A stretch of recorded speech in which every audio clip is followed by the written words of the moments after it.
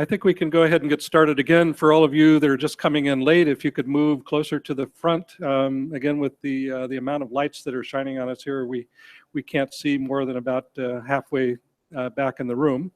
So if you're there, it would be nice to know that you're there. So I see that a lot of people have moved forward, but please, for you that are coming in a little bit late, please do move closer.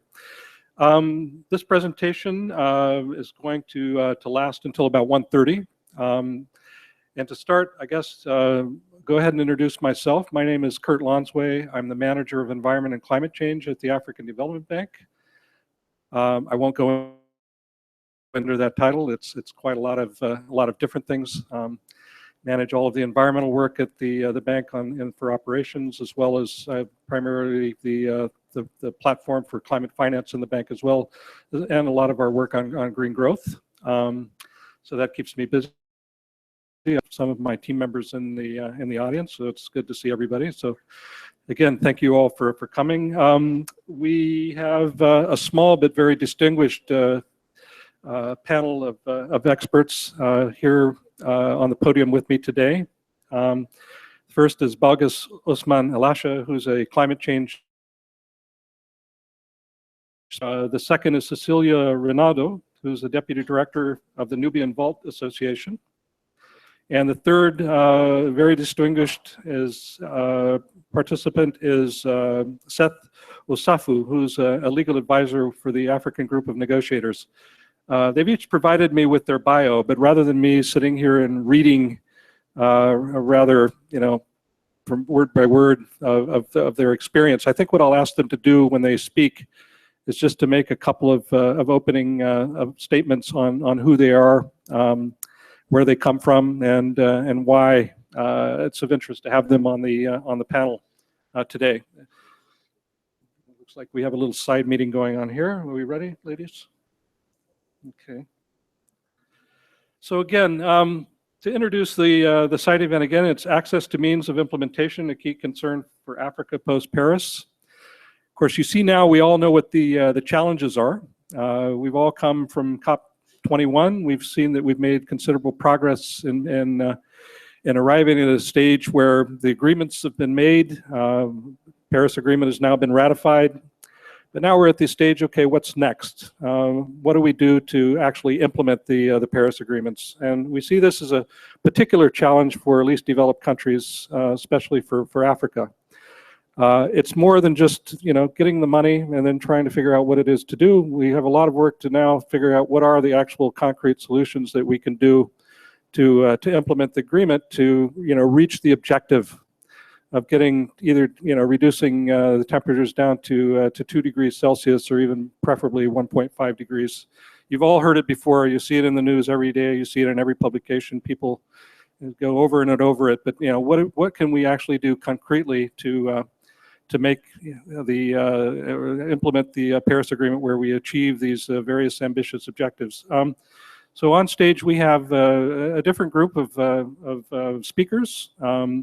Again, from the first speaker, from Balgas Osman Elasha, you'll hear a little bit about what we're doing at the African Development Bank to support the implementation of the Paris Agreement.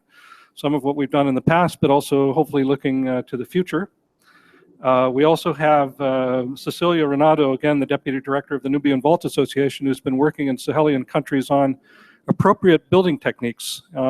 Again, they've been trying to scale up. So are these the sorts of things that we need to do to contribute both to, on the mitigation side and also on the adaptation side? And so this is an example of an NGO or a civil society organization that's been on the ground for roughly almost 20 years now. They've been trying different things. So is this something that can contribute?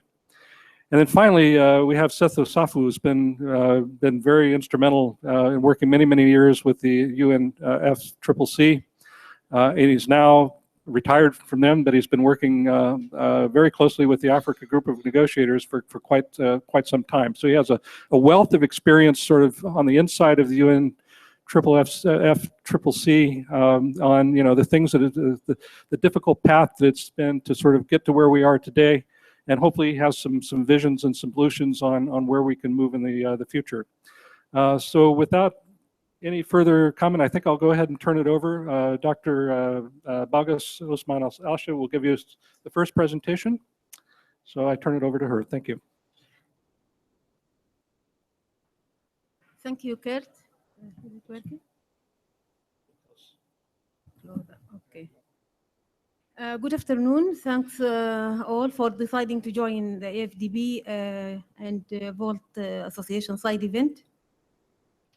My presentation will focus mainly on highlighting some of the key issues on Paris Agreement, which are very relevant to this COP, the implementation part, and challenges and opportunities, and how the African Development Bank is trying to address these issues in the regional member countries. As you know, Paris Agreement came like a milestone in the UNFCCC negotiation, and it received unprecedented, consensus, political commitment, and at the same time, it entered into ratification in a very swift time, less than a year, compared to Kyoto Protocol, which took more than 8 years. This is really unprecedented. And it gives strong indication to the political will and interest for addressing the climate change and reducing the emissions, because I think there is also a growing understanding that if nothing is being done, the world will face a disastrous situation. If we want, So mainly, as I mentioned, I will speak about the agreement, the challenges, the opportunities, and the support of the AfDB. This shows the political commitment where everyone knows that more than 195 countries met. They put their heads together for the first time, and they came with this agreement. Some of the main decisions related to the agreement is the need to reduce the temperature, to keep the temperature rise to a maximum of 2 degrees centigrade and to work towards 1.5 degrees centigrade. And this is seen by most as very ambitious if we consider the concentration of the current concentration of greenhouse gas emission and the work that needs to be done in order to reduce this amount.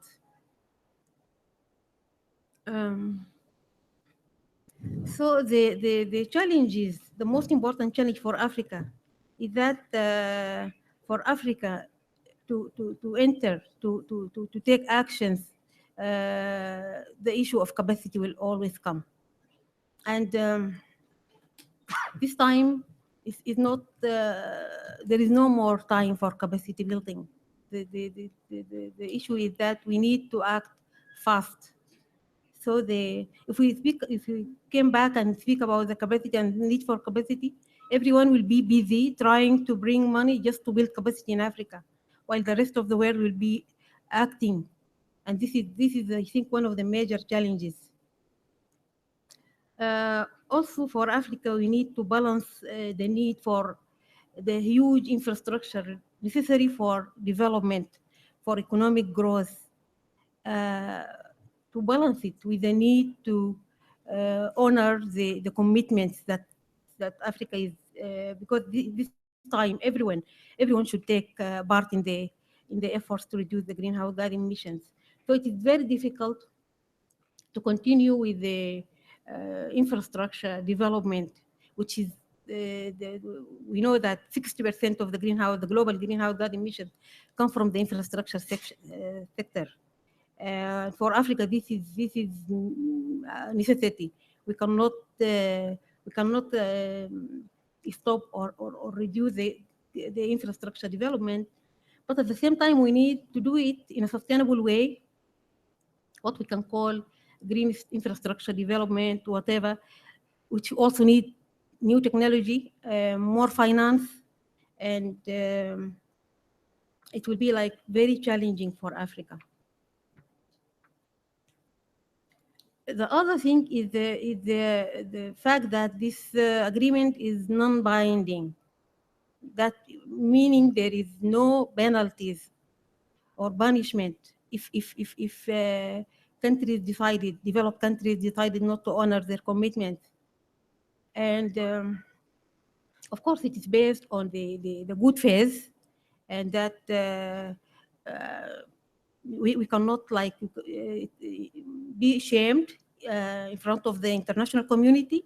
A country will be shamed if it didn't honor, but still this is seen by many as a major gap, because with this rising geopolitical, problems and economic crisis, we never know if a country will suddenly decide to not to, for example, provide the financial support necessary for developing countries to fulfill their commitments. And there is no, as I mentioned, there is no penalties. What compliance system can be in place to ensure that these countries will not, under any condition, decide not to go on with their commitments. The other thing is the time factor. We know that early births will get all the food most of the time. African countries need to act fast, and considering that the NDCs are the main instrument for implementing the agreement, still many of the NDCs, African NDCs, are still very vague. They still need sharpening. Some of them, they don't even contain the financial needs. There is no the mitigation target. Sometimes they even exceed the level of emissions. The adaptation is not really covered. The adaptation needs are not really covered. We did some preliminary assessment analysis of the indices in Africa, and we discovered many gaps. So still there are lots of work to be done to sharpen, to strengthen the indices. In a time where we are speaking about the fast actions, efforts, early efforts to access finance, countries like other developing countries in Asia, in Latin America, may be more prepared to access these financial resources. And when we end up struggling with very little resources, and maybe we don't know. We have seen the experience with Kyoto Protocol.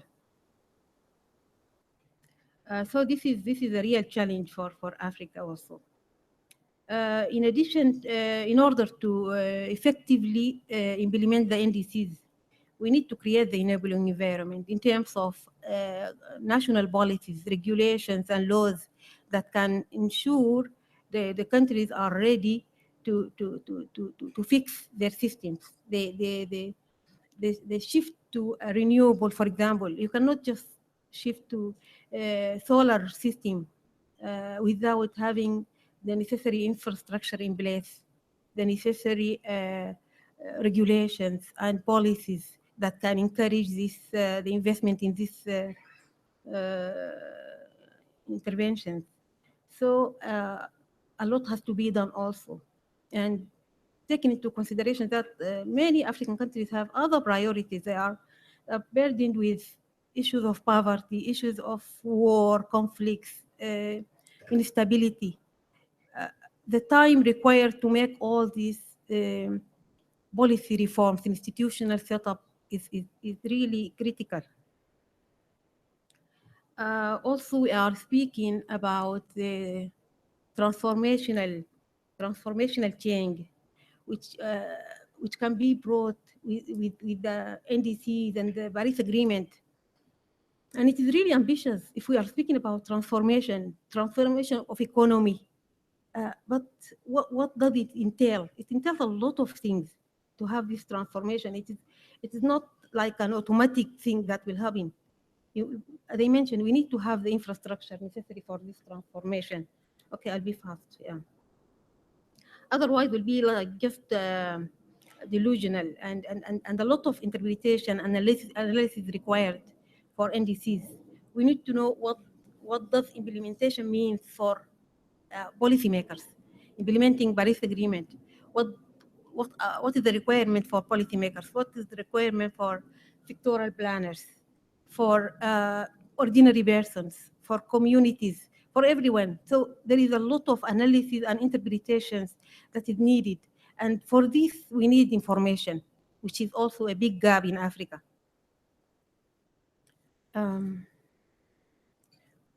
The last thing, as I already mentioned, we don't want to go into the CDM trap.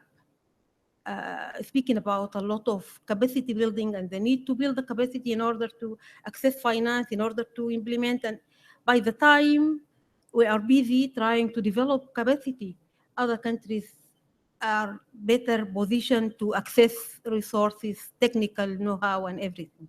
So I hope we are not going to go into the same CDM trap.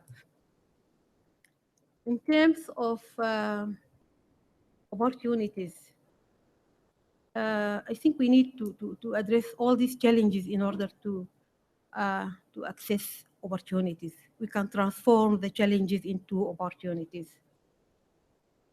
An important factor for us to be optimistic is, as I mentioned, this atmosphere of political commitments, global political commitments, and the spirit of cooperation, and the need to work together towards a common objective.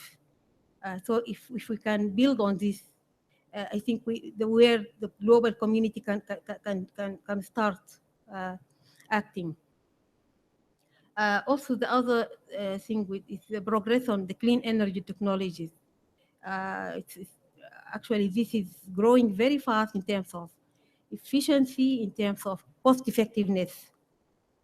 And for example, the solar energy, the cost of solar energy has fallen 75% in the past 5 years. So one of the major constraints for adopting renewable energy, especially solar, was the cost. And this has now improved largely. There are many other opportunities, but I just consider these are the most important. For the African Development Bank, and it can play at the leading finance institution in Africa. It can have a big role in supporting African countries implement Paris Agreement. For example, the bank is now accredited as an accredited entity for the Green Climate Fund. The bank can help support the regional member countries, enhance their awareness through the provision of technical knowledge and assistance to their awareness regarding climate finance opportunities and how to access it, the funding. And also strengthening partnership, to work in partnership with other regional and international institutions to help the African countries also.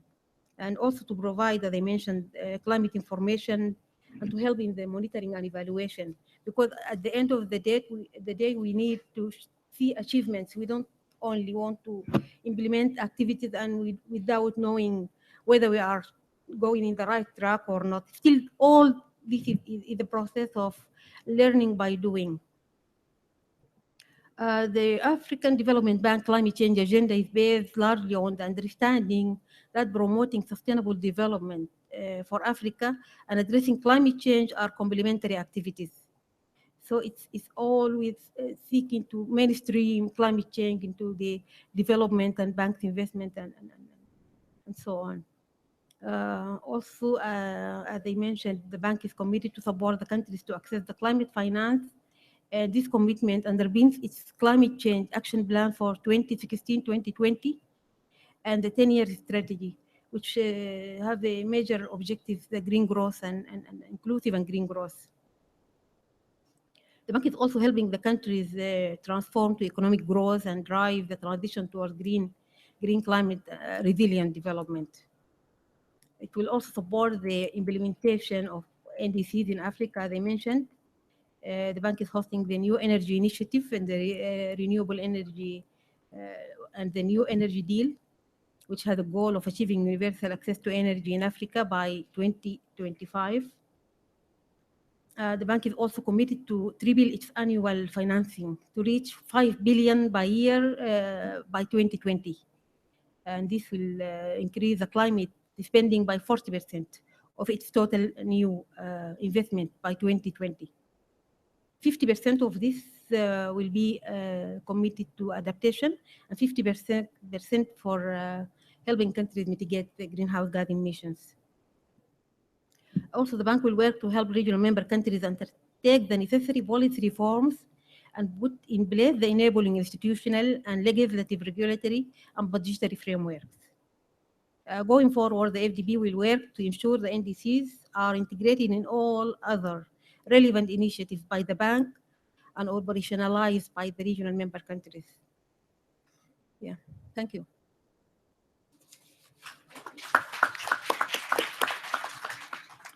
Okay, thank you. Thank you, Bagas, for bringing in essentially the high-level challenges, the Paris Agreement. Again, just to refresh everybody's memory.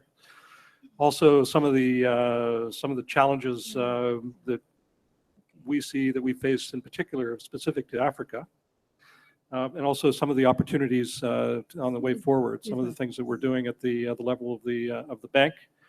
We have a very ambitious program, as she's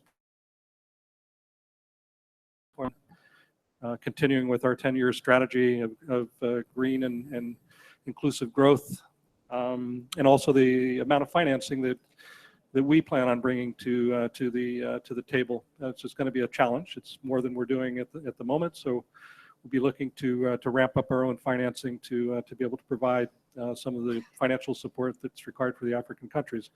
So I think with that, if anybody has any burning questions, I'd be willing to take them now. But on the other hand, we could go through the presentations first, which is what I recommend, and then basically we will have a sort of a panel discussion where every one of you will be able to ask any questions of the panelists during that time. We're going to try to get everything done again before 2:30, so I'm conscientious of the time. So if we slow it down now with answering some questions, we may not make it to our goal. We are also joined by another panel member who came in a little bit late, Mr. Frederic Auclair, who's with the UNEP. And he's the coordinator of the Global Alliance for Buildings and Construction. But I think with that, I'm going to go ahead and turn it over to our next speaker, Cecilia Renato, who's going to give us a presentation on her initiatives that's been working with under the Nubian Vault Association. Thank you. Good afternoon. So as a COP22 is a COP of implementation, I'm going to talk a little bit about the Nubian Vault Association and as an innovative solution fostering green economy in West Africa that can be used by national governments to implement the Paris Agreement in terms of green buildings, green jobs, and sustainable development. So in order to meet the commitments made by the Paris Agreement, including development and implementation of the national determined contribution, the African countries need to work with various stakeholders, and the civil society, like the Nubian Vault Association, is a core actor to work with in order to translate the national development contribution to transformative action that's pure inclusive and sustainable development. So the Nubian Vault Association has been working since 2000 in West Africa to answer the massive housing issue through an integrating program, a roof, a skill, a market. By using a nurse roof timberless building technique called the Nubian Vault, AVN is enabling a local economic development and a local appropriation of this technical concept. So in preparation of the COP21, we have been working with the Ministry of Environment and the climate change experts for the reduction of the national determined contribution. 2 countries have integrated the Nubian Vault into their NDC, Senegal and Burkina Faso. Senegal integrated the Nubian Vault into the energy efficiency sector and committed to adopt the Nubian Vault technique in rural housing and community infrastructure.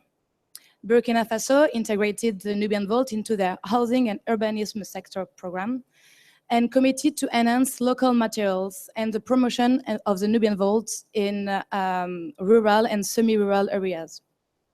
So these results show the interest of the government for the Nubian Vault program, but the national determined contribution has still to be implemented.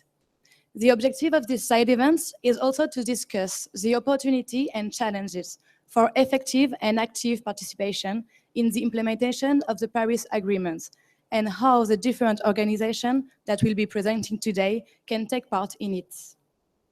So before giving more insights about what can be done by states and international organizations to help scale our initiative in order to meet the commitments of the Paris Agreement, I will present you the Nubian Vault program and its impact on sustainable development.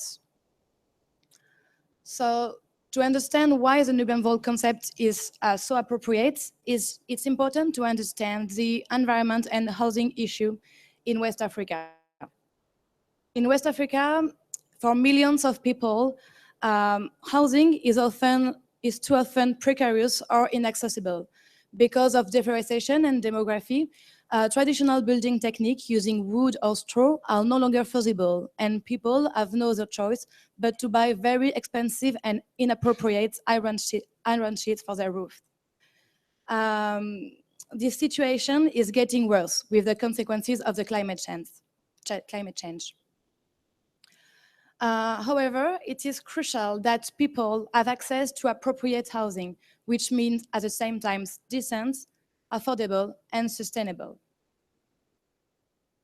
So AVN's story started in 1998 when the two founders met in Burkina Faso.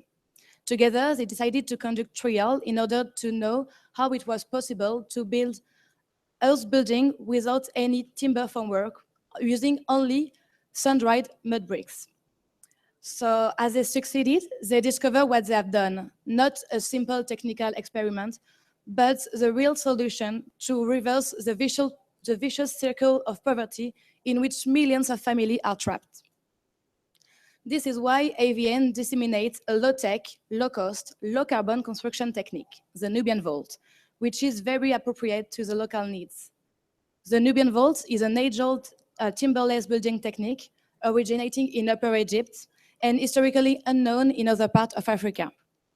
The most ancient buildings have more than 3,000 years and they are still standing in Egypt. It uses only local, inexpensive, durable, and environmentally sustainable materials, rocks for the foundation, and earth and water for the walls and the roofs. The technique uses only basic tools and simple skills and have been adapted to cope with the heavy rain of the Sahel region. So the Nubian Vault is more durable. It will be a family home for generations. It's more comfortable. It will be warm in the cold and cool in the heat. It's sustainable because there is no carbon heavy metal imports and it's energy efficient through thermal passivity. And it's affordable as it's only local materials and local workforce. It's up to 60% less expensive than other building technique. In order to fit easily into the way of life and learning of the population, AVN simplify and standardize the Nubian Vault technique so that it's easy to teach and easy to learn, even for people who do not have any technical or educational background.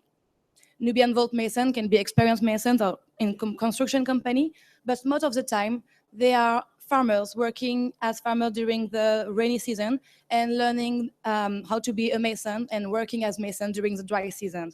And it gives them a complementary revenue. So the Nubian Vaults are really modular. They are adapted for rural and urban use, from the simple farmer house to complex urban villas. The Nubian Vaults can also be used for community building or institutional building, schools, health center, storage building, community center, and so on. But having a good idea, a good technical concept is fine, but proving that this idea is really good by spreading it at a large scale and for the largest number, this is the real challenge. And this is what we have been doing for the past 15 years to provide an answer to climate change through appropriate architecture. So in order to spread this appropriate technique at a large scale, we have been implementing our dissemination program, a roof, a skill, a market. The idea is that the market validates the technical concept and becomes a vector of the large-scale dissemination. So AVN does not build or donate a house, but we act as a market facilitator to enable economic growth, climate change adaptation, and community resilience. So the first challenge was to spread awareness among the population. So for the past 15 years, we have been setting up a methodology to kickstart the Nubian Vault markets. So our local teams go to village and city to tell people about the many advantages of the Nubian Vault concept. From there, through the emergence of clients willing to have their own building and apprentices willing to learn the technique, the Nubian Vault market is launched. Now, as the demand for building is superior than the number of masons able to respond to the demand, we have been set up a complementary program to increase the number of masons and enterprise trained. So we offer boosted training on both technical and entrepreneurial aspects. Another shift of the program since 2014 has been to implement activities to generate a supportive institutional context for the Nubian Vault. For that, we have been working with financial actors to offer microcredit housing products, and we will also be working with institutional actors to integrate the Nubian Vault concept into their public policy. So the impact of the Nubian Vault are many: mitigation and adaptation to climate change, local economic development, green job creation, green growth, improved quality of life, rural developments, and other impacts in education, health, and agriculture through appropriate building. So the Nubian Vault has been recognized both locally and internationally as one of the most competent and experienced organizations dealing with housing and environments. So here's an example of the prize and award that we received for the past 15 years. So through this innovative methodology, AVN's vocation is to transform the local context so that the local population and political actors can appropriate and take over the techniques themselves. As a self-sustaining market develops, AVN can then withdraw from the area that became autonomous and go to new region to disseminate the concept. We are now working in 5 countries, in Burkina Faso, Mali, Senegal, Benin, and Ghana. But our goal is to expand the Nubian Vault everywhere where it's appropriate. So also in Eastern Africa and Austral Africa. So this will allow solving the housing issue over time, benefiting the largest number, the bottom of pyramid. So this is only the beginning. When looking at what AVN has achieved for the past 15 years with market growth, which is about 30% every year, we understand that the best is yet to come. Our goal is really to scale up our program to achieve at least 40 to 50% of annual market growth in order to answer the crucial housing issue in Africa. But to scale up the Nubian Vault program, the involvement of states and other major actors like international organizations like the AfDB is crucial. Indeed, in order to be able to tackle this massive issue, AVN cannot work alone. That's why we are seeking a large range of partners, from political actors to international and local organizations and NGOs. Various partnerships are possible, and one of the most important is that the national governments, like the Senegal and Burkina Faso, who integrated the Nubian Vault into their NDC, work with us to integrate the Nubian Vault into their national and local development plan. The issue of appropriate housing concerns a wide range of public policy and has a role in most of the development challenge identified by the national governments. And this is why the involvement of different ministries is essential. Indeed, local-born construction is a transversal subject that has positive impact, not only in terms of housing and infrastructure, but also in terms of green job creation, environment, education, agriculture, and health. So this is an example of action that can be taken by Ministry of Environment to support the Nubian Vault program. They can contribute to the evolution of the legislative framework on sustainable resource management for construction materials, earth or stone quarries, laterites, and so on. They can contribute to the integration of appropriate constructive technique within technical standards and norms. They can support the implementation of a sensitization and training cycle for the ministry officials and its agency. It can also use the Nubian Vault technique for their construction needs. And they can also submit project proposal to multilateral funds like the GEF, the Green Climate Funds, the Adaptation Funds, to finance the implementation of a national Nubian Vault program with the help of accredited agency, maybe like the AfDB. So to conclude, I just want to ask a question. There are numerous initiatives like the Nubian Vault, led by civil society, that provide solutions for sustainable development in Africa, using local materials, workforce, ideas that answer the commitment to Paris agreements. So why are they not sufficiently carried to scale by states? Thank you very much. Thank you very much, Cecilia, for a very interesting and inspiring presentation. Again, we need to look for new solutions to address the challenge of climate change. Here's one that's been around for 3,000 years. You know, can we simply scale this up? Is this a solution, you know, both to meet the mitigation and the adaptation?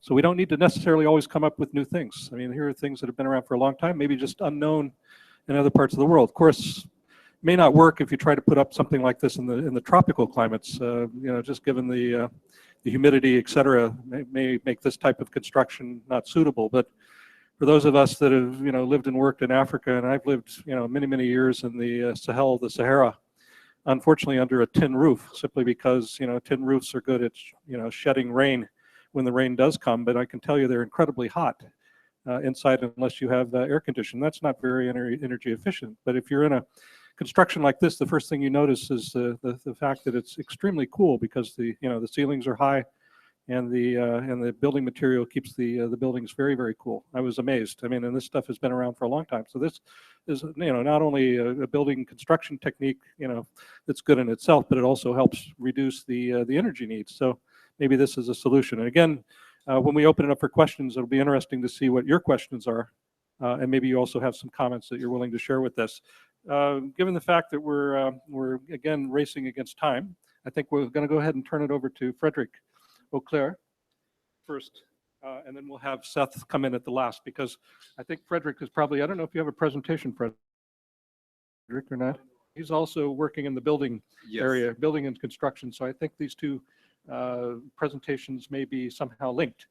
Thank you very much. So we'll go ahead and get a few comments from Frederick first. Thank you. So I won't use any presentation because, as you mentioned, we're running on time. I just wanted to speak with you and to explain why the Global Alliance for Buildings and Construction was launched in COP21, and why it was not launched before, and why we will need also all the countries of Africa to work on this specific issue. So I'm Frédéric Auclair. I'm an architect. I was seconded by the French government to the United Nations Environmental Programme. Today, this is UN Environment.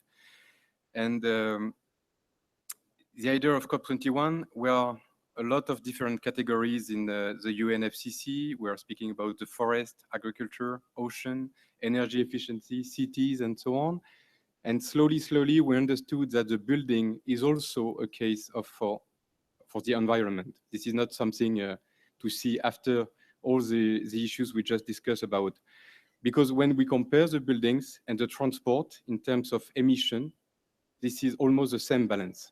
So all the efforts that we are doing on the transport to see one day on Earth cars without primary energy running without primary energy, we know that this is the future. It's going to take time, but slowly we're going to go to this model. We're not going to use the blood of Earth to help us to have a movement with cars and so on. So slowly we consider that the buildings, whether it is the fact of the materials, whether it is the way we are living in the buildings, using or not electricity materials to help to have heat or to have coolness in our buildings, we know that this is a specific issue.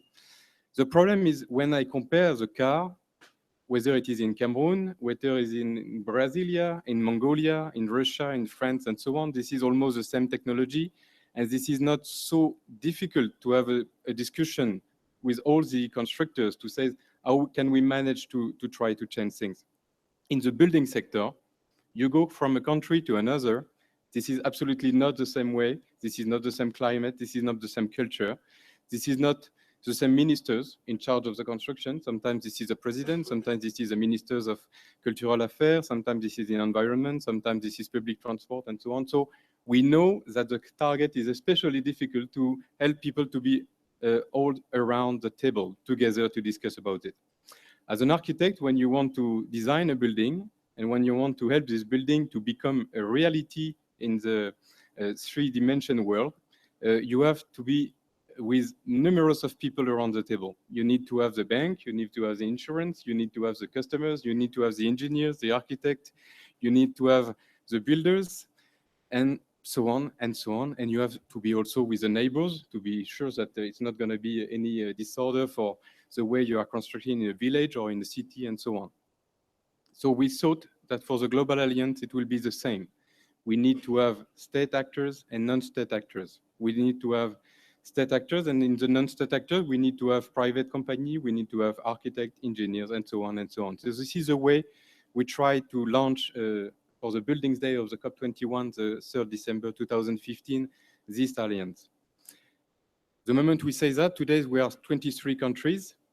I must admit that till now we have only 4 countries from Africa. We have Morocco. This is very important as the president of COP22 today. We have Tunisia, Cameroon, and we have Senegal. Slowly we know that we have contact with new countries in Africa. The idea is to work on the buildings in all the issues. As a European, I know that the difficulties in Europe, this is a question on renovation. Especially in France, we are working almost for 1% of the existing building to create new building each year. So this is very few new buildings in a way. So the big issue for emission for the building sector, this is renovation. But we know, and I discussed with many architect friends from Senegal, that today the issue is how we create new buildings in Africa. Not only in the villages, as Cecilia was showing us, this is how we try to leave the image that the modernity, it's only 30 floors, glass window buildings in Dakar with 45 degrees outside, and we are just obliged to plug electricity at all the floors. We know that there is a lot of creation, experimentation with architects. We are designing skyscrapers with mud, with earth, with wood also today. And slowly, we try to explain that modernity, this is also to use these local materials, as Cecilia was explaining, especially on earth. When I was discussing also with friends, architects from Angola, almost all the materials was coming by cargo, by truck, for building construction. And everything was there around with stones, with mud and so on and so on. And we know that slowly, we have to change the habits. We have to change the habit in a way very quickly, because as you mentioned before, for the Paris Agreement, this is not in 22nd century. This is in 20 years, we have to change the habits. Often I'm using the example that today we have the technology to live on Mars. For that, we need to use solar panel, because we know that we are unable to have a special ship with the primary energy inside the special ships. We have to use those technical, and we have to understand how we can also be smarter to live on Earth with respect of this wonderful paradise, which is our planet. So how do we change all those habits? There is so much barriers today. How we make it very quickly? We decided in the Global Alliance first to work with the state actor and also to work with the non-state actors I was mentioning. And we decided to have special issues on the question of education and awareness. Education and awareness, this is not only for our children. We know that the children today, this is not a new generation, this is a new civilization. They will think in a different way. They are already, I think we are a lot of parents in this room. We're going to be very pushed by them. So We need for education for our children, we need education for the training, because to design a building, we need to have skills and so on and so on. This is not something like arriving from anywhere. We need also awareness at the minister's level also. That's why we try slowly to organize a minister meeting for 2017, because we have ministers in charge of ocean and transport in almost every country, but this is not the case for construction. We need to organize these specific issues. For the public policies, we know that this is not only the public policies who's going to help things to happen, but this is a good start. When you say that this is the law, even if sometimes this is not always easy to apply the law, we have to start with this also, but not the law alone. This is always a question of the carrots and the stick, and for some others, the tambourine. How we organize the finance to say, in this regulation, you will have special finance, and not finance to give you money, and we don't know where the money is going. This is money and technical assistance, and this is what we try to do also with our partner of the Global Alliance. It will be all the discussions that we will have the 10th November in the Blue Zone, in the Atlantic Room, to see how we can have an action plan for 2017 on this specific action on the finance. When I want to design a green building, at the very beginning, I need to have a little bit more money. As you were mentioning for the work you are doing with La Voûte Nubienne, we have technique to double the bricks, to double the vault, to be sure that it is very cooler inside the building when it is very hot outside. But we need a little bit more bricks. We need a bit more technology to be sure. Even if this is local technology or traditional technology, we need to put a little bit more money at the very beginning. And we know that this little bit more amount of money at the very beginning is going to be a very efficient economy for the next few decades after. This is the sparkling in the engine. How we manage to put the sparkling in the engine to start, once again, to consider that those kind of buildings, this is not something like living on Mars. This is a possible issue today. For that also, we think we need to have measurement. From a country to another, we don't have the same calculation. If we go to states, for example, in the United States, the importance of the appliance in the houses in the United States is very important. The place of the fridge, the machine, and so on. In some other country, it's not going to be the way we calculate, because we consider that this is a building, the envelope of the building, which is very important. So we need to find the way we consider a kind of étalon for the global world, but also to be sure that what is the situation today in 2016, as we are mentioning in Senegal, what will be the situation in 2025. We need to be sure that every country start to have a form of indicator to know that we are not just speaking, but action is taking place. For the market transformation, we know that from a country to another, it's not going to be the same. For example, if you go to Indonesia, it's a huge country. This is many islands. And we know that the place of the work and the policies of the municipalities there are going to be very important. That means in Jakarta, for example, if you decide to have a green building policy, maybe at the end, it is because Jakarta started this policy that is going to help the entire Indonesia to change the policy. Because the market transformation, this is always how much does it cost? And if there is a lot of people doing this technology, slowly, it's becoming more accessible to anyone. We know that the cities issue is very important, but half of the humanity is not living in cities. We know that the cities, it is also the place where there is a lot of pollution. So we know that this is not only the only model existing on Earth, and I think Cecilia was clear about this aspect. So this is also the way we try to work with the global ABC, not to say that buildings, this is green buildings, this is only the matters of huge cities. Slowly, with our Moroccan colleagues, and it was an engagement also with the discussion we had with the champions, this is to organize an African regional meeting in 2017 for spring, probably in Morocco, and to see how we can go faster, further, and to share all the contribution for countries who started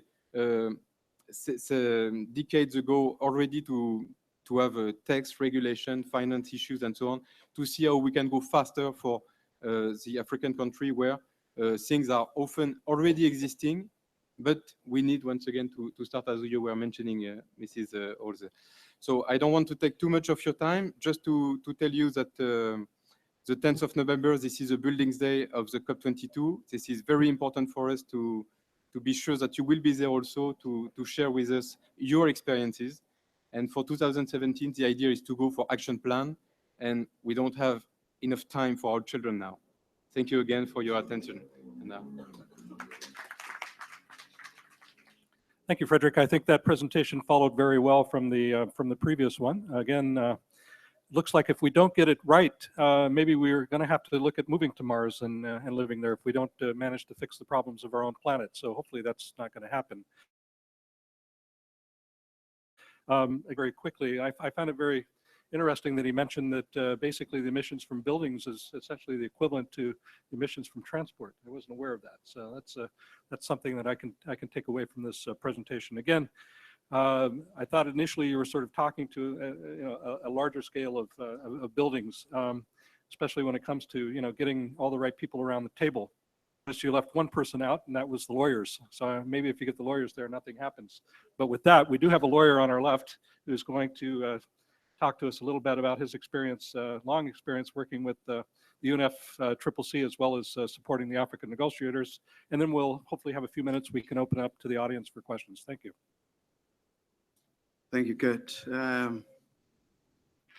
would like to briefly take you through the Paris Agreement and what it says about means of implementation. It's an important subject not only for Africa, but for all developing countries. The Paris Agreement is the fourth in a series of legal instruments that have been developed on climate change. The first one, as you all know, was the Framework Convention of Climate Change that was adopted in 1992 and entered into force in 1995. This was followed by the Kyoto Protocol, which was also negotiated from 1995 to 1997, when the Kyoto Protocol was adopted in Kyoto in Japan. It took a while for it to enter into force. But finally, in 2005, the Kyoto Protocol entered into force. Then we decided at Doha that we wanted to do something about the Kyoto Protocol because we had commitments for the first commitment period, and that was from 2008 to 2012. And after the end of the first commitment period, we decided that we needed a second commitment period. And so the Doha amendments were negotiated and adopted in Doha. But as of now, it hasn't secured enough ratifications to enter into force. It has actually been overtaken by the Paris Agreement. But then in Durban, parties also decided to initiate the adoption of a protocol, another legal instrument, or an agreed outcome with legal force applicable to all parties. We went to Paris and were able to get the Paris Agreement. So it's the fourth in a series, and each of them has various commitments for the provision of means of implementation, talking about finance, talking about technology development and transfer, and capacity building. We have provisions in the convention, and the clear one was Article 4.7 of the convention, whereby it makes it imperative that financial resources and technology be provided to developing countries to enable them address the adverse impacts of climate change. As a result of this provision, another article was created in paragraph Article 11 of the convention, and there it talks about a financial mechanism that is established to provide financial assistance. And on the basis of that, the Global Environment Facility was identified. So you've got clear provisions in the convention to address means of implementation, in particular finance and transfer of technology.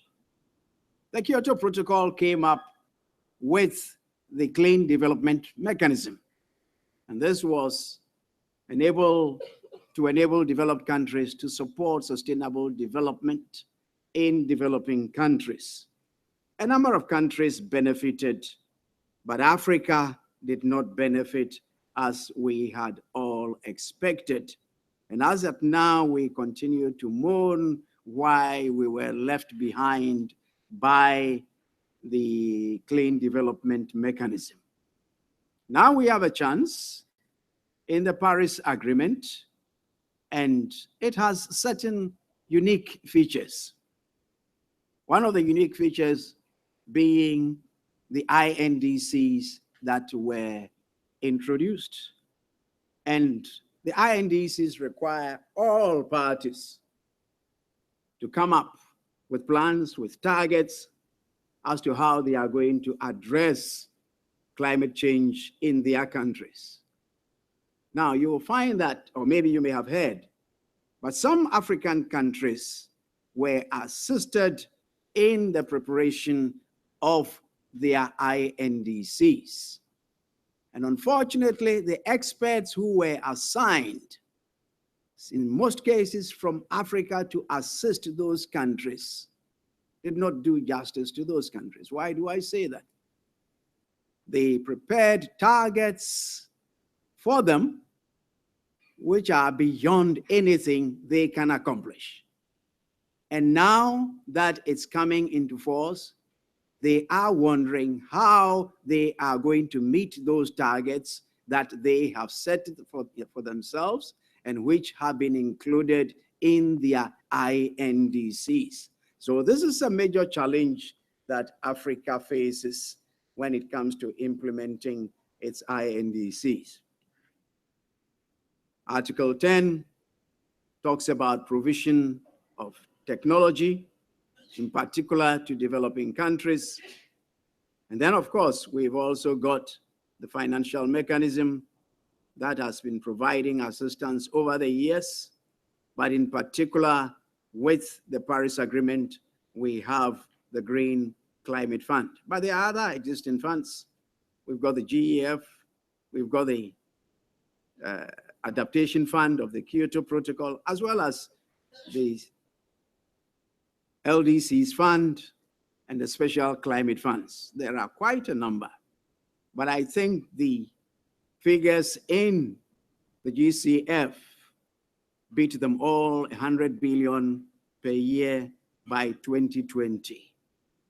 Again, on the key issue of capacity building, the Paris Agreement establishes the Paris Committee on Capacity Building, which we are hoping will catalyze capacity building support in developing countries.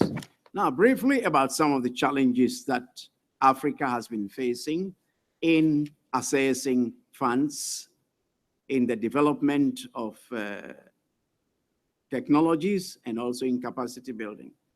Briefly about finance. Donor support usually is focused on mitigation. African countries, on the other hand, have adaptation as their priority. And so that challenge is always there to try and mitigate more and adapt less, because that's where the money is. And then also there's the difficulty that African countries have in assessing funds. I've mentioned the the Clean Development Fund, which African countries were not able to assess as they should.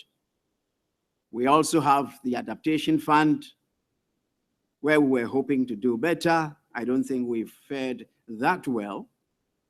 And it's all because of the difficulties that countries in Africa face, their capacity to respond to requirements of funding institutions, how to prepare funding projects that meet the requirements and also address the concerns of the country.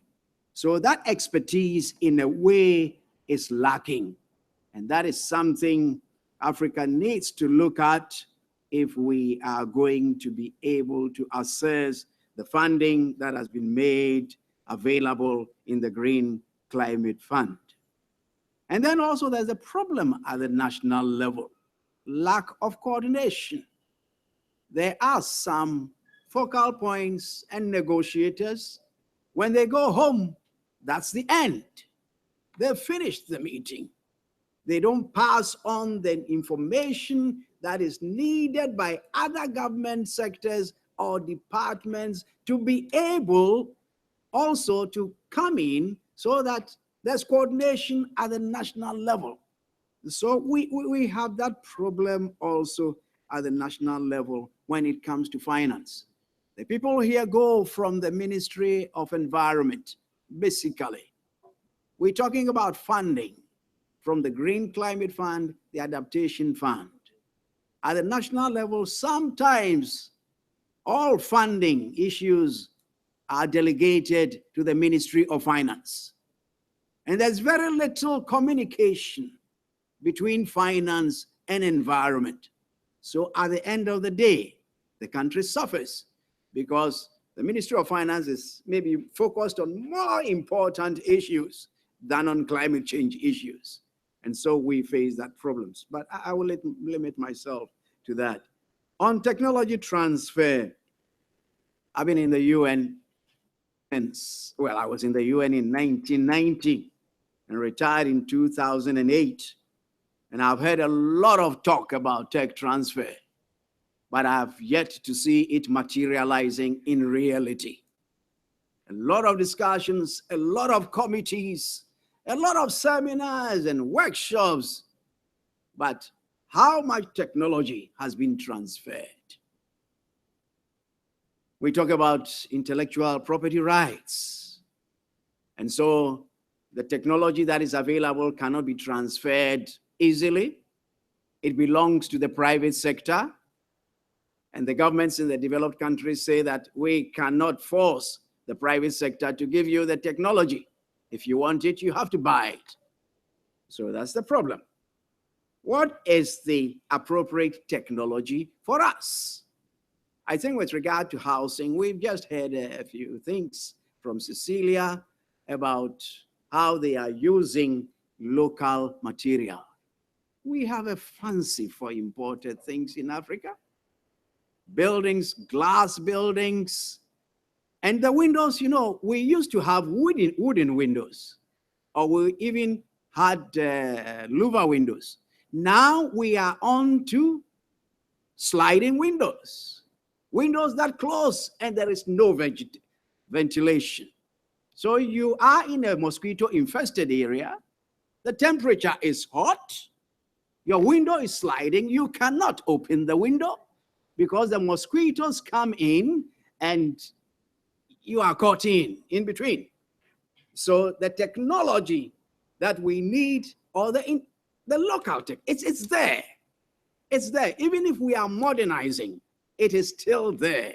And we ought to look at what we have and see how we can improve upon it instead of importing everything that we need to do from Europe and America.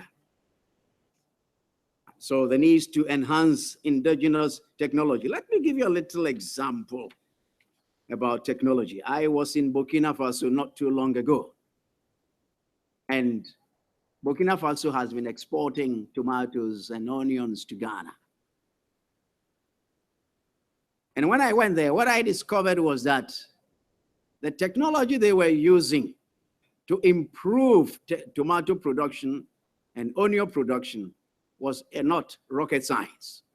What they do is to dig big holes in the middle of the farm, line it with plastic sheets, and when it rains, it collects the rain there, and then they use it to irrigate their farms.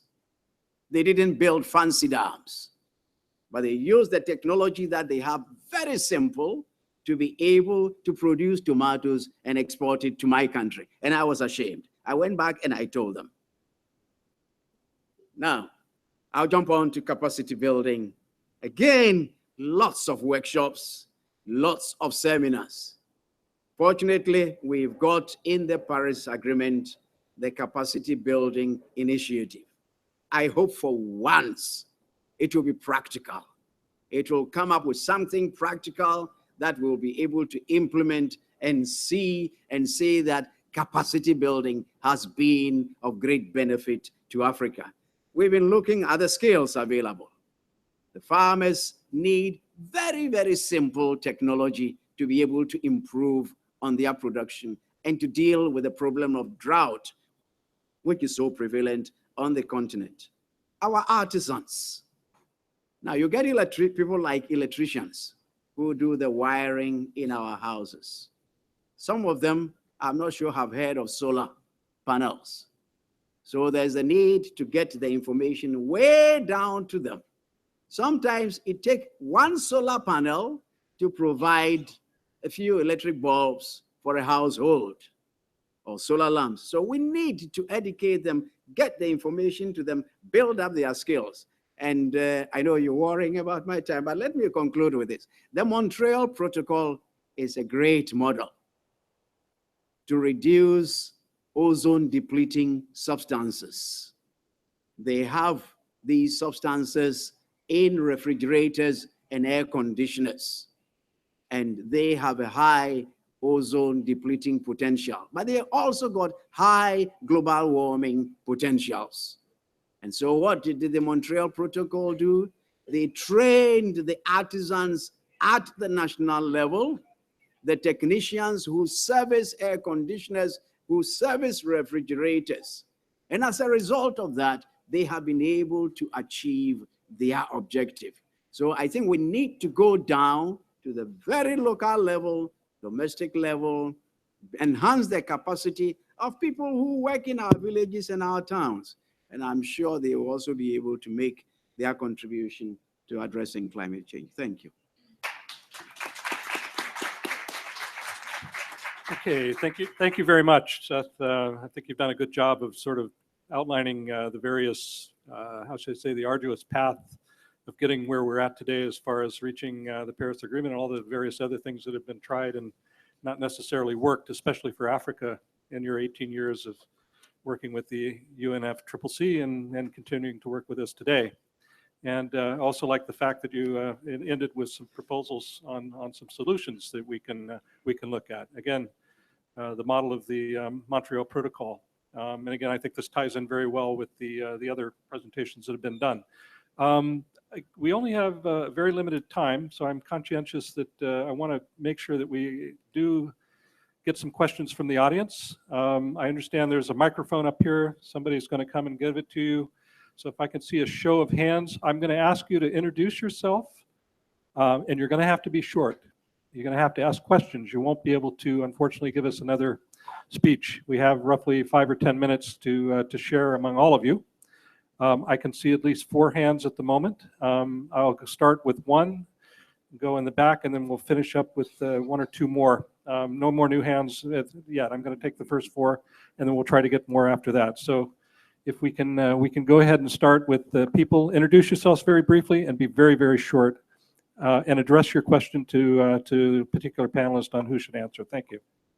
Okay, thank you, Chair. My name is thank you, Chair. My name is Hana from Sudan.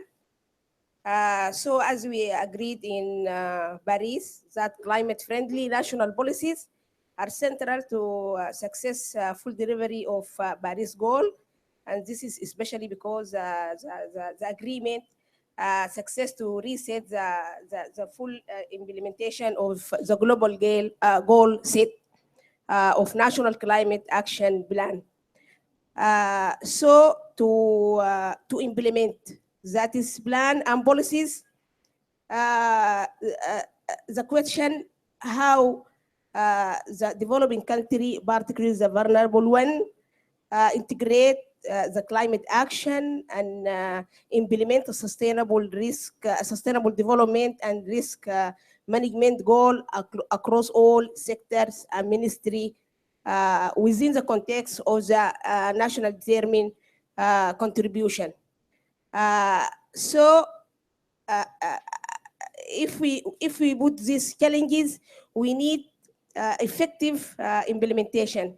Effective implementation by provision of a means of it. It is as Professor Osafo said, a lot of challenges regarding the finance, technology, and capacity building. So as the African region, we face many difficulties regarding those means of implementation. For example, we need to quantify or estimating the cost of adaptation. For example, we need to establishing early warning and monitoring system to enhance or accelerate the implementation of policies and action.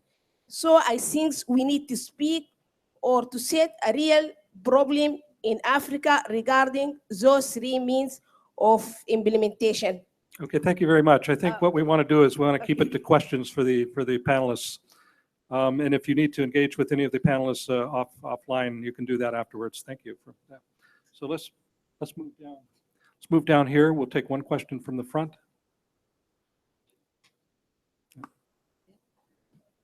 Thank you, Mr. Chairman. I have two questions. Stand up and introduce yourself as well, please. Thank you, Mr. Chairman. My name is Maha Abdullah from Sudanese Standards and Meteorology Organization. I have two short questions. My first question is to Cecilia. I want to know how this kind of building can survive against natural disasters. The other question is regarding the Paris Agreement. Is there any article concerning incentives for those who quickly implement or try to adopt Paris Agreement? Thank you. Okay, thank you very much. That's exactly what we're looking for. I'm going to move to the gentleman who has had his hand up first and also the tallest in the short sleeve blue shirt.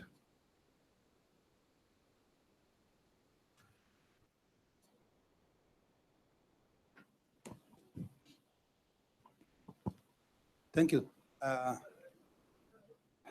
I'm called Asafa. I came from Ethiopia and I work for World Vision. So I have three questions. Number one, first of all, I want to thank all the presentations has been excellent, truly. Let me start with the construction. Yes, the building has been, yes, contributing a lot of things, but I'm just wondering why we are starting from the building instead of even going back to the curriculum and the universities, because the universities are producing the same professionals and this thing is going to continue. So any thought on to include the curriculum as well as the building? Second question to our sister from the first speaker. You say that the CDM trap, I've been working with the CDM, with the World Bank from DC office since 2006.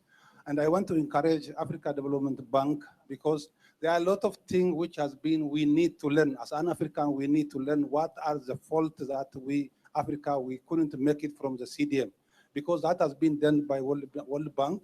And I think Africa Development Bank can also review and share that lesson to other African countries instead of sitting and maybe complaining and missing the Paris Agreement, because that is a lesson and that is also the part of the life that we cannot escape. So it is very important. Instead of saying, I can quietly request you, instead of saying CDM a trap, we need to encourage ourselves and the countries to learn what could have been done and how we can move forward. The last one is about the presentation on the housing. Is there any eligibility criteria for that particular kind of housing in Africa? What are the eligibility criteria in terms of temperature, in terms of humidity, or in terms of area, which is suitable for that kind of housing in Africa? Thank you. Okay, thank you very much. I'm going to take a question from the front here, and then we'll wrap around. We'll take two more, and then we'll ask for some responses from the panelists. Thank you very much. Yes, thank you. My name is Irving Mincer. I'm a professor at the Johns Hopkins University School of Advanced International Studies in Washington, D.C. And my question is for the first speaker. One of the most important and impressive successes at Paris was the agreement on the African Renewable Energy Initiative, which has now received pledges of 10 billion US dollars from the G7, the EU, the Netherlands, and Sweden. It will be housed in a trust fund at the African Development Bank and has the ambitious objective of installing 10 gigawatts of electricity in Africa, renewable electricity in Africa by 2020, and 300 gigawatts by 2030. Could you please say a little bit about how the African Development Bank is planning to support and implement this transformative initiative? Thank you very much. One gentleman was raising his hand in the front here. Does he still have a question or no? It's okay. This lady here. Thank you. I would like to thank the presenters. My name is Elsam Turiahawe. I work with the East African Community Secretariat. Actually, my question is more or less similar to what he has asked. The first presenter referred to 5 billion for 2020. I would like to know whether there is a mechanism of accessing that fund or guidelines that can guide the governments or those who are interested to access the fund. Thank you. Yeah, thank you very much. One more question here in the front. Then I think we're going to have to stop for a few minutes. We're almost completely out of time, just to give the panelists a few minutes to respond. I'm seeing new hands come up, and we unfortunately won't be able to take those questions right away unless we get kicked out of the room. We'll continue to try to get some, but if not, you can always approach the panelist offline, talk to them directly, please. Okay, my name is May Ahmed, also from Sudan. I feel ashamed today because the building technology now I have seen it is practiced in the north of Sudan and nobody really care about it. It's a Nubian area.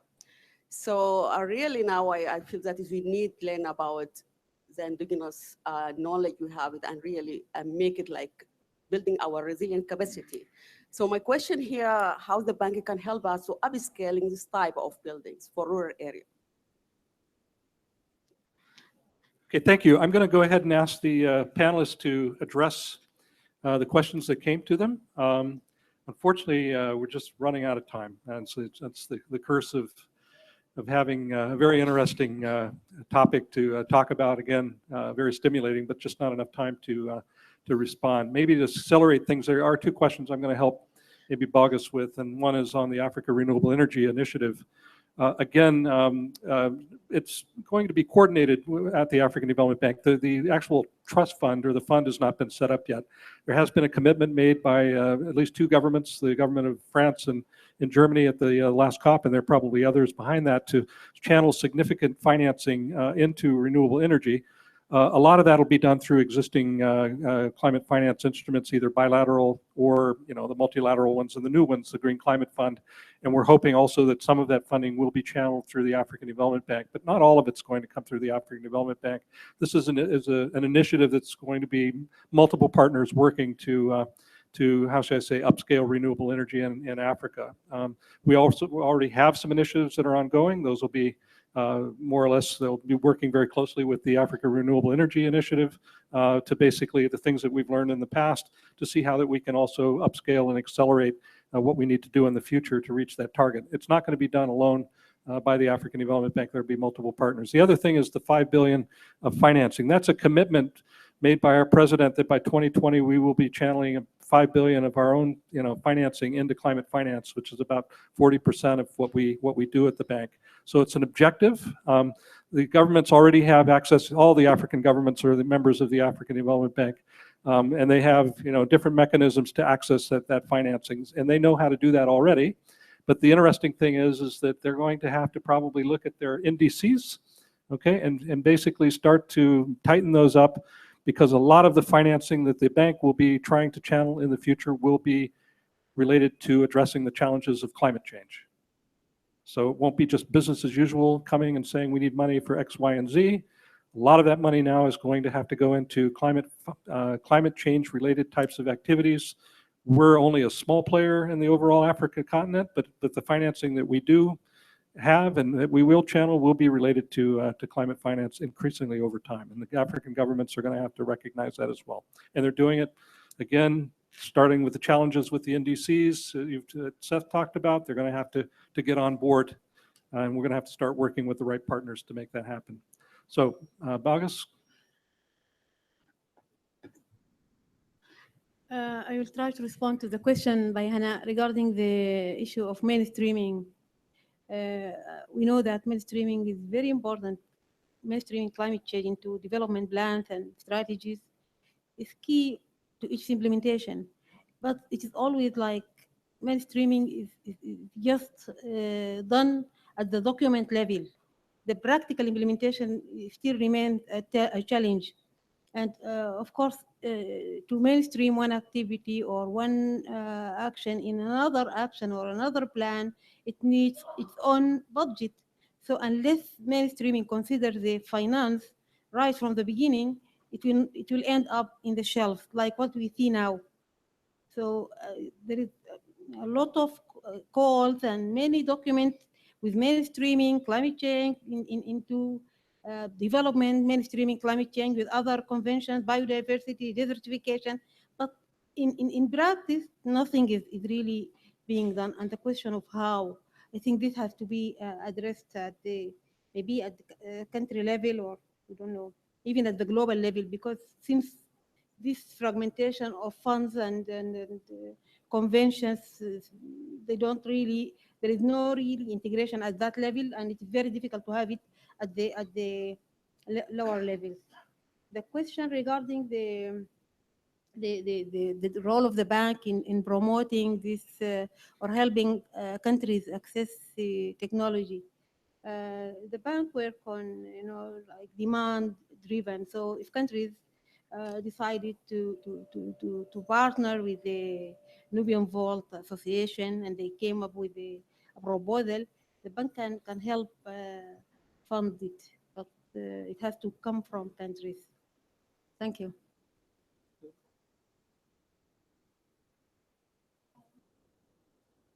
Okay, so for the question regarding the resistance of the Nubian Vault against natural disaster, the Nubian Vaults, the walls of the Nubian Vault are 60 centimeter width, so it makes it a very solid solution against rains, winds, fire, and so on. And for earthquakes, the country in which we intervene, there are no earthquakes, so we haven't faced this issue. We have been asking to develop the Nubian Vault in Morocco, where there are earthquakes. I know there's a strong earth architecture in Morocco, so that shouldn't be a problem, but we haven't made the technical research to ensure that the Nubian Vault will resist to the earthquake. And for the question regarding Sudan, yeah, the Nubian Vault come from North Sudan, and we have been asked by the government of Sudan for the Arabic Gum to come to Sudan to develop and to implement the Nubian Vault program there. And if you say that the people, that nobody cares about it. And it was the same when we started in Burkina Faso, for example, 15 years ago. People didn't want to live in an earth building because it said that it's for low-income population, for the poor people. And then through the awareness campaign and through the first building that were built, people started to see what you can have with the Nubian Vault, like the comfort that you have, the thermal and acoustic comfort that you have, the durability of the Nubian Vault, and also all the external rendering, all the finishing that you can have in a Nubian Vault that makes it fit especially well with the need of the population. We provide the external rendering using cement or coal tar, for example, that make a very, very modern building, and then you don't even know that you're living in an earth building. So through the first house, people started to regain interest in the Nubian Vault. So that's the same in terms of the impact on the environment of the Nubian Vault, because it used no wood, no straw, no imported material, so no iron sheet, no cement, no steel, and so on. So the impact is very positive on the environment by using no linear resource or imported materials, but also by reducing the need for air conditioning. So it's both the impact on the environment are both on the production side and also during all the life cycle of the building. Okay, thank you. Frederick, do you want to add a few words? Well, I just wanted to say that regarding to the question, regarding to the I experiment an earthquake in India, where it was many dead people. It was with bad reinforced concrete. Because sometimes you feel safely because this is a reinforced concrete, but in fact the sand is salty because just coming from the Arabic Sea. And when there is an earthquake, there is dead people. And when I came to the villages in the Kutch Desert, well, the houses were cracking, but it was very less people dying regarding this special issue. Once again, earth, you can use it with the hair of the animals, you can use it with agriculture. At the moment, you had something very, very strong, and it depends on the thickness of the wall. So it's not a matter whether I resist or not, and sometimes in Japan, I think on this matter, we know that sometimes it's much better to have local traditional structures. When you go to Nepal, when we had the last earthquake in Nepal, it was not with wooden structures and stone structures building.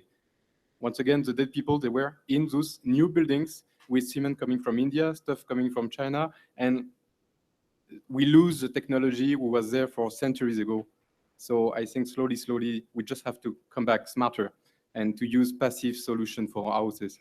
And for the government issue, once again, I think you are maybe many of them, you are representative of government. So please be welcome the 10th of November for the Buildings Day.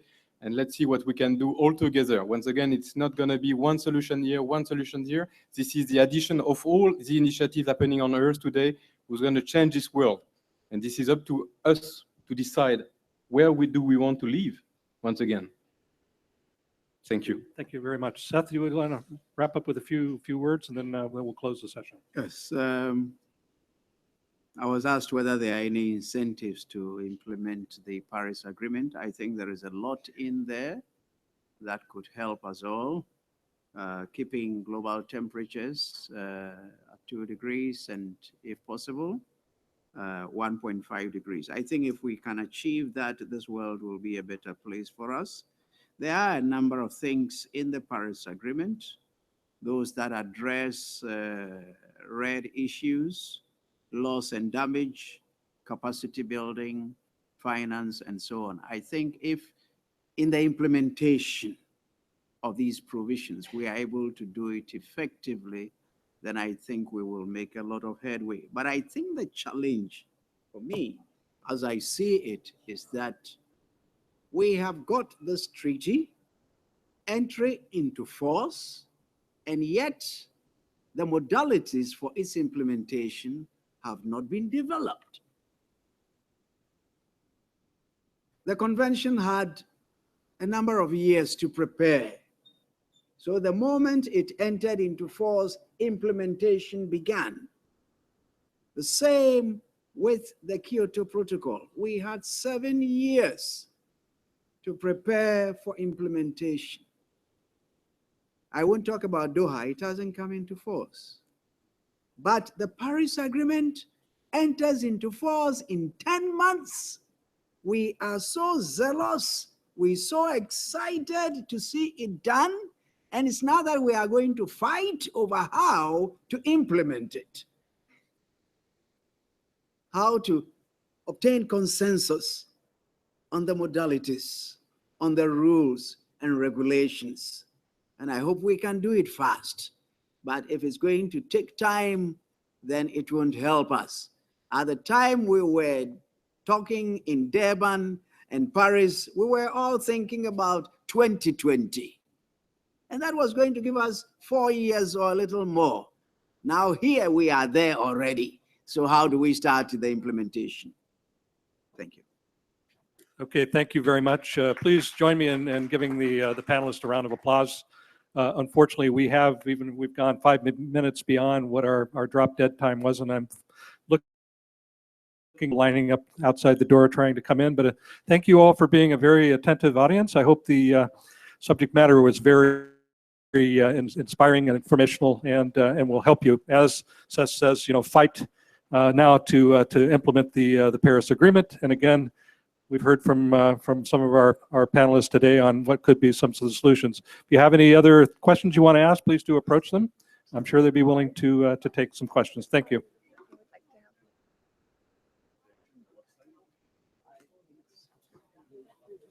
Will the presentations be available? Will the presentations be available?